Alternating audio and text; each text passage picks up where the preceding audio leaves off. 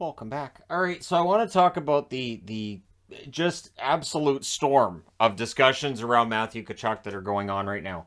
Since Calgary elected to go to arbitration, basically it means that the price for keeping him could end up being astronomical. He could end up being walked to unrestricted free agency, and he could get traded. There are rumors and innuendos and everything all over the place on what he wants and what he may not want, and it is it has to be a trying time. I would imagine for Flames fans, and I know how that goes, and it's not the first time. So back in 1989, when they won their first Stanley Cup, well, immediately Lanny McDonald, of course, retires.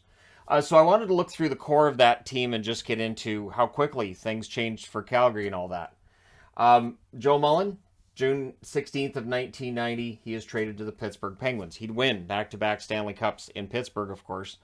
And that was a year after that Stanley Cup win.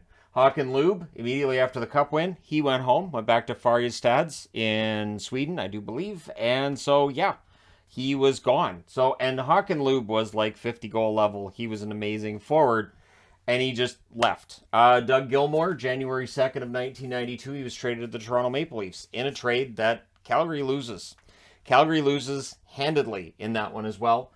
Joe Nieuwendyk, December 19th of 1995, he's traded to Dallas in a trade that works out for Dallas to get the 99 Cup, but Jarome Iginla's the pick that comes back the other way, so everything's fine. Jarome Iginla being traded to Calgary, of course, absolutely huge boost to them. They would go back to the Stanley Cup in 2004, come up short, but Iginla's a huge part of that team. Al MacInnis, July 4th of 1994, traded to St. Louis. And money. Money's a big part of the reason why guys start going. The Canadian dollar dropped like a rock in the early 90s, and it meant that Canadian teams were having a hard time making ends meet. We didn't have a salary cap. They could not afford to spend the kind of money. There was no revenue sharing. There was none of that. So the fund that Gary Bettman would bring in that would help to save Canadian franchises, it wasn't there in the beginning, and it really hit a team like Calgary pretty hard. Simply as a small market in Canada, they couldn't afford to hold everybody together. Gary Suter, he left in March of 1994. He was traded. It was a three-way deal, and he ends up in Chicago in that one. Yuri Hrdina, December 13th of 1990. He was traded to the Pittsburgh Penguins, so he was part of a Stanley Cup run there too. Joel Otto left as an unrestricted free agent in 1995. Probably should have retired as a Calgary Flame. Gary Roberts, August 25th of 1997. He was traded to Carolina, and that was after he hadn't played the year before. So Gary Roberts stuck around with Calgary for a long time. Had a lot of injury issues that kept him out of the lineup quite a bit. And so when he was traded to Carolina, it made some sense there. Colin Patterson, October 24th of 1991, he was traded to Buffalo. Good face-off man as I remember it, but his play did drop off after that Cup win. Jim Poplinski retired as a Calgary Flame. Only played a handful of games the last two seasons. Theron Fleury, February 28th of 1999, he was traded to Colorado. And Fleury was looking to cash in, and then he did with the New York Rangers not long after that. So there was definitely money that drove a lot of what went on here. Mike Vernon, June 29th of 1994, he was traded to Detroit. So this team got torn apart pretty quickly after winning a Stanley Cup. Now, the Calgary Flames we're looking at right now have just lost Johnny Gaudreau for nothing. They're not losing Matthew Tkachuk for nothing, unless they sign him to a deal that walks him to unrestricted free agency, and he doesn't get traded in between now and free agency. I understand the frustration and I understand the panic. I get it. But to me, again, and I know people say, well, if it was the Canucks, how would you feel? Well, if it's the Canucks, then there's not much that I can do as a fan.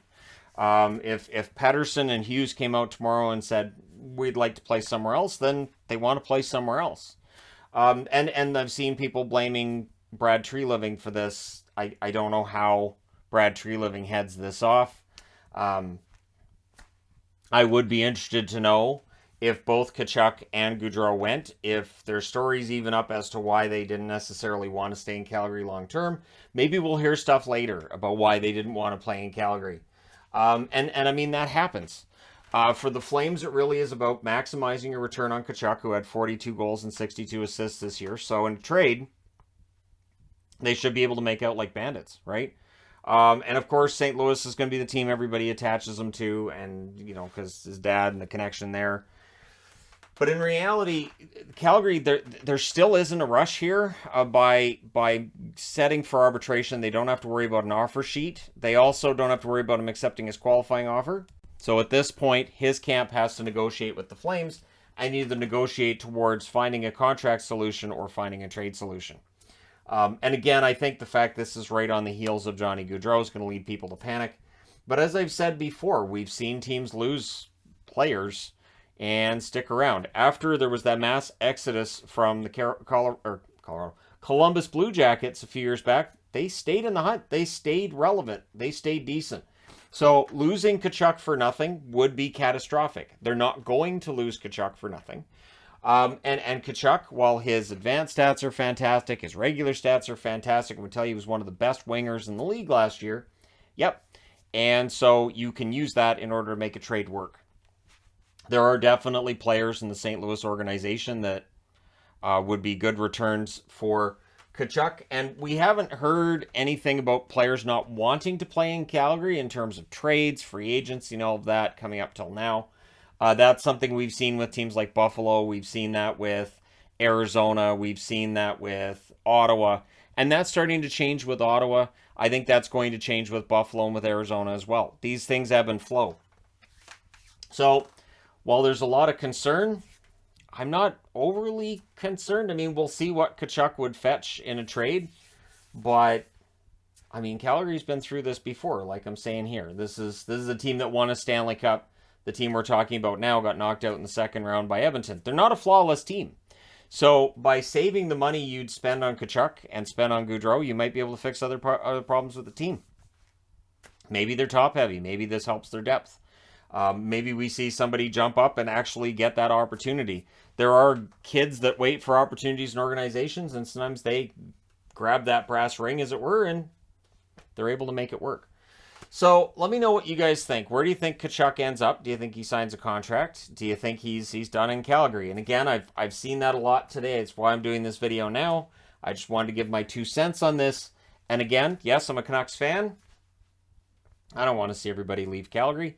I want to see the Canucks go out there, and if they beat Calgary, I want it to be the best team they can have on the ice. So in the event that they would beat a team that's suddenly weakened without Tkachuk, without Gaudreau, then people can just say, well, yeah, the Canucks beat them, but look, they don't have anybody anymore, so it doesn't count. No, I want that to count, so I want them to have good players on their team and to have a good lineup. And again, while there's discussions of whether or not Markstrom's actually any good, and it's a discussion we've had for years. I've had my opinion on that known. I do think Markstrom is a top 10 goaltender when he's on, but he does have his downbeats too. And so there is definitely some work to be done for the Calgary Flames. But I don't see this as all doom and gloom. I understand there are some that do, and I understand there are some that'll just have glee about all this and Calgary and probably some Oilers fans. But again, I think it's more satisfying for a team I cheer for to beat a team that's actually pretty darn good.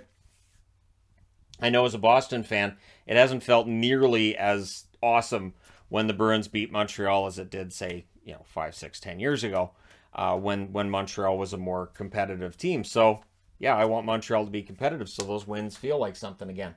But I don't think that Tkachuk leaving is necessarily the end of the world. It depends on the return, right? So let me know what you guys think. Don't forget to hit like and subscribe. If you're browsing your way through, you just happened upon this video. And hey, thank you guys so much for watching, for all your support. I'll talk to you again soon.